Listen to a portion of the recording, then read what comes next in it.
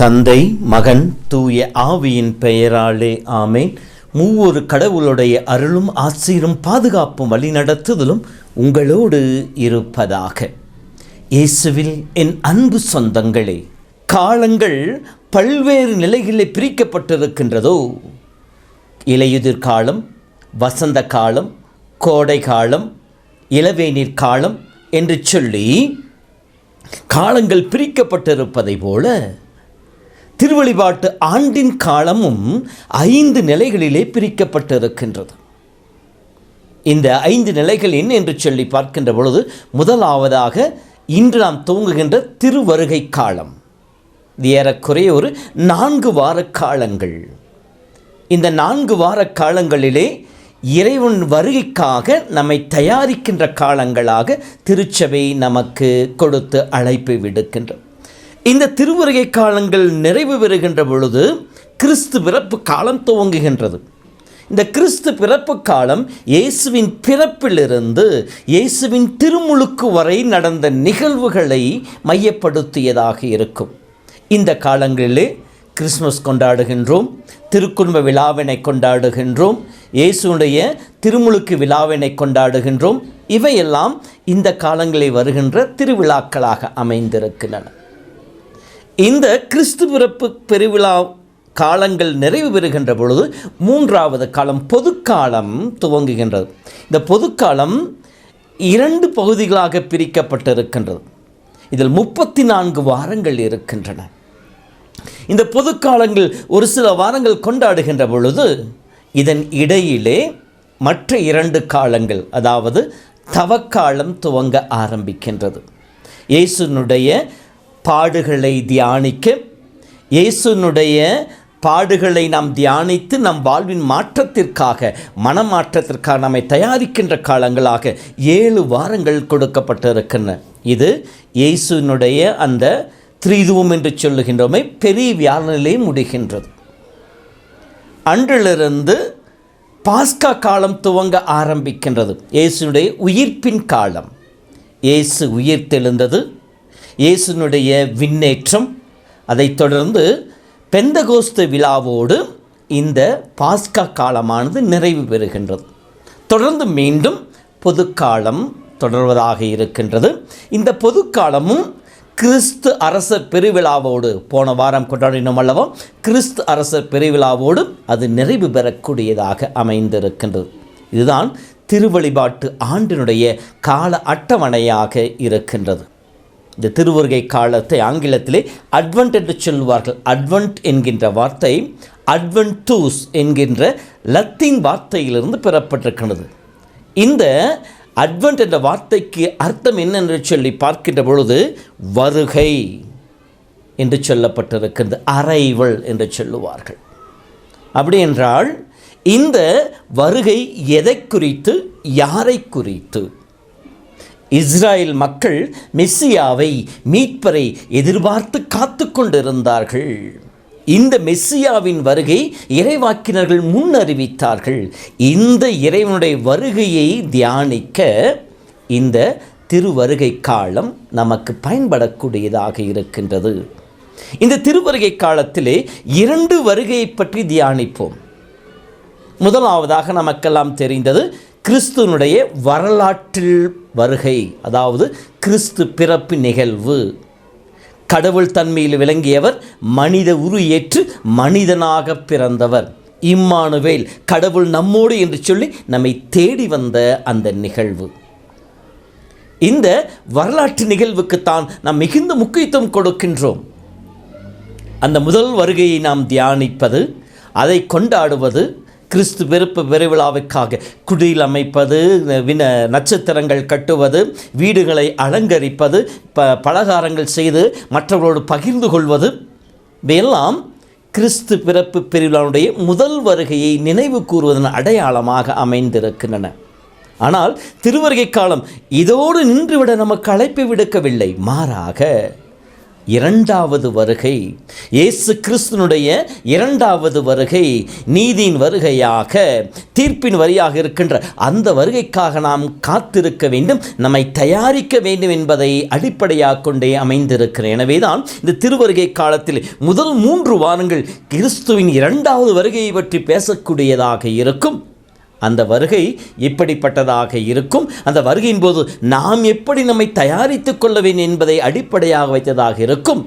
கடைசி வாரம் 4வது வாரம் மட்டுமே இயேசுனுடைய முதல் வருகைக்கான அந்த நிகழ்வுகளை சுட்டிக்காட்டி நம்மை அந்த நிகழ்விலே, அதாவது கிறிஸ்துமஸ் கொண்டாடுவதற்கு நம்மை தயாரிக்கக்கூடியதாக அமைந்திருக்கிறது. இரண்டாவது வருகை எப்படிப்பட்டதாக இருக்கும், எப்போது இருக்கும் என்ற கேள்விக்கு பதில் கொடுக்கக்கூடியதாகத்தான் இன்றைய நற்செய்தி வாசகம் அமைந்திருக்கின்றது. பழைய ஏற்பாட்டினது நிகழ்வையும் மற்றும் நம் வாழ்வில் நடக்கின்ற ஒரு நிகழ்வையும் ஒப்பிட்டு காட்டி இயேசுவினுடைய இரண்டாவது வருகை இருக்கும் என்று சொல்லி நற்செய்தி நமக்கு ஒரு எச்சரிக்கை விடுக்கின்றது. நோவாவின் காலத்தில் நிகழ்ந்த நிகழ்வு. நோவா காலத்தில் எல்லோரும் பாவத்தில் வீழ்ந்திருந்தார்கள். நோவா பெட்டகம் செய்கின்ற பொழுது எல்லோரும் சிரித்தார்கள், உண்டார்கள், குடித்தார்கள், களியாட்டத்தில் ஈடுபட்டார்கள், எல்லாவித இன்பங்களை திளைத்திருந்தார்கள். அவர்கள் நினைக்காத நேரத்திலே பெருவெள்ளம் வந்து அவர்களை அழித்தது.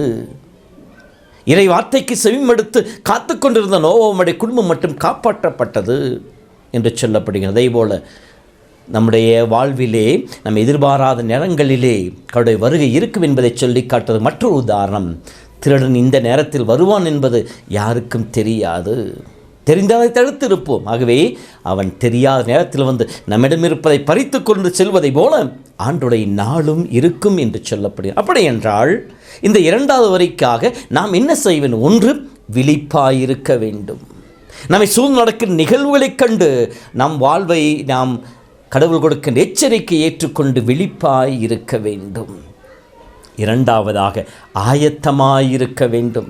நம்மை ஒவ்வொரு நாளும் தயாரித்து கொண்டிருக்கின்றோம். இன்று கடவுள் என்னை அழைத்தாலும், இப்பொழுது உலகின் முடிவு வந்தாலும், அந்த இரண்டாம் வருகை நிகழ்ந்தாலும் எனக்கு எந்தவித பயமும் இல்லை, நான் ஆண்டவரோடு இணைந்திருப்பேன் என்கின்ற அந்த ஒரு ஆயத்த நிலையிலே இருக்க வேண்டும். அப்படி ஆயத்தில் இருப்பதற்காகத்தான் இந்த காலங்கள் நமக்கு பிரித்து கொடுக்கப்பட்டிருக்கின்றன. இந்த நம்மை ஆயத்தப்படுத்துவது எவ்வாறு? திருவழிபாட்டில் அதிகமாக ஈடுபடுவது, நம்மை தயாரிப்பது, ஒவ்வொரு நாளும் ஆன்ம சோதனையின் வழியாக கடவுள் நன்மை செய்யனை படைத்திருந்து நான் நன்மை செய்தேனா, நல்லவனாக வாழ்ந்தேனா, நல்லதற்கு என்னை அர்ப்பணித்தேனா என்று நாம் ஆய்ந்து பார்க்க வேண்டும். நாம் செய்த தீமைகள், நாம் பிறருக்கும் நமக்கும் ஆண்டவருக்கும் எதிராக செய்த தீமை நினைத்து பார்த்து ஆன்ம சோதனையின் வழியாக நம் ஆன்மாவை சுத்திகரிக்க வேண்டும். ஒருவன் உலகமெல்லாம் தனதாக்கி கொண்டாலும் தன் ஆன்மாவை இழப்பார் என்றால் அவனுக்கு வரும் பயன் என்ன? தன் ஆன்மாவிற்கு ஈடாக அவன் எதை கொடுக்க முடியும் என்ற வார்த்தை கேட்டபோல நம் ஆன்மாவை நாம் சுத்திகரிக்க வேண்டும், தூய்மையாக்கி கொள்ள வேண்டும். இரண்டாவதாக உறவிலே நாம் ஆயத்தப்பட வேண்டும். அதாவது நாம் நம்மோடு இருக்கின்ற அந்த உறவு தளத்தை சிந்திக்க இந்த ஆன்ம சோதனை பயன்படுவது போல பிறரோடு இருக்கின்ற உறவு தளத்தையும் சிந்திக்க வேண்டும். மத்தேயு 5:23 படிப்பதை போல நீ காணிக்கை செலுத்த வருகின்ற பொழுது உன் சகோதரனுக்கு உண்மையாக மனத்தாங்க இருப்பதாக நீ கேள்வியுட்டாள்.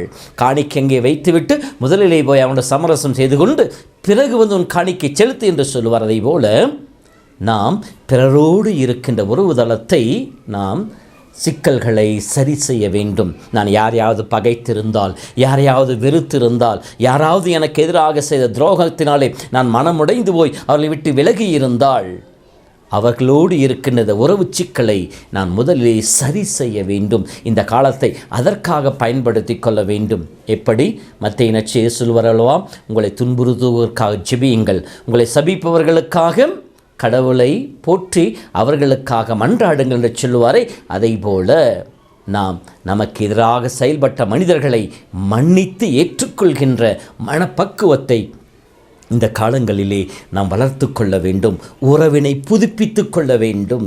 இது நம்மை ஆயத்தப்படுத்துவது. மூன்றாவது, கடவுளோடு இருக்கும் நிலையிலே நம்மை தயாரிப்பது எப்படி?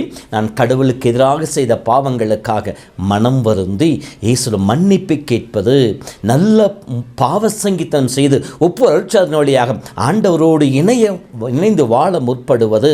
ஊதாரி மைந்தனைப் போல நாம் நம்முடைய உடல் இன்பங்களினாலும் இந்த உலக போக்கினாலும் நாம் ஆண்டவரை விட்டு விலகிச் சென்றிருக்கலாம். நம் மனம் வருந்தி இயேசுவை நோக்கி பார்க்க வேண்டும், திரும்பி வர வேண்டும். என் தந்தையிடம் போவேன், அவரிடம் நான் மன்றாடுவேன் என்று சொல்லி அந்த உதாரணம் இந்த நம்பிக்கையோடு திரும்பி வந்ததை போல நம் ஆண்டவரிடம் திரும்பி வருபவர்களாக, இந்த ஒவ்வொரு அருட்சாதன வழியாக இறை உறவை புதுப்பித்துக் கொள்பவர்களாக இருக்க வேண்டும். இழந்து போன ஆசிரை நாம் மீண்டும் பெற்றுக்கொள்ள வேண்டும் என்கின்ற ஒரு அழைப்பை விடுக்கின்றது. நாம் நம்மையே தயாரிக்கின்ற, ஆயத்தப்படுத்துகின்ற ஒரு நிலையாக இருக்கின்றது. இந்த நிலையில் இருக்கின்ற பொழுது நாம் ஆண்டவருடைய இரண்டாம் வருகைக்காக நாம் நம்மையே தயாரித்து கொண்டிருக்கின்றோம். ஆகவே இத்தகைய வாழ்வு வாழதான் இந்த திருவருகை காலம் நமக்கு ஒரு அழைப்பினை விடுக்கின்றது. ஆகவே அன்பு சொந்தங்களே, இந்த திருவருகை காலம் நமக்கு சுட்டி காட்டின எல்லா பாடங்களையும் வெறும் அடையாளங்களாக மட்டும் எடுத்துக்கொள்ளாமல் நம் வாழ்விற்கு வழிகாட்டிகளாக எடுத்துக்கொண்டு இயேசுவின் பிறப்பை கொண்டாடுவது நின்று விடாமல் இயேசுவின் வருகைக்காக நம்மை தயாரிப்போம். அதன் வழியாக இந்த திருவருகை காலம் நம் ஆன்மாவிற்கும் நம்முடைய கிறிஸ்துவ வாழ்விற்கும் அர்த்தம் கொடுக்கக்கூடியதாய் அமையட்டும். இந்த திருவருகை காலத்தின் முதல் நாளிலே உங்கள் ஒவ்வொருவரையும் வாழ்த்துகின்றேன். இயேசுவின் அருள் உங்களோடு இருந்து உங்களை காப்பதாக. ஆண்டவர் உங்களோடு இருப்பாராக.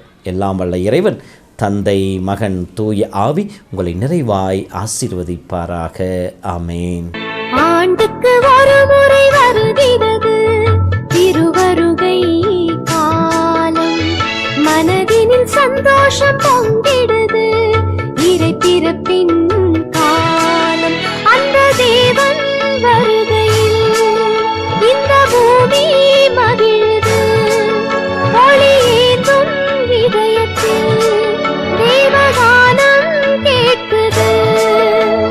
கருணையின் காலம் இது, ஆண்டுக்கு ஒரு முறை வருகிறது திருவருகை காலம், மனதினில் சந்தோஷம் பொங்கிடுது இறை பிறப்பின்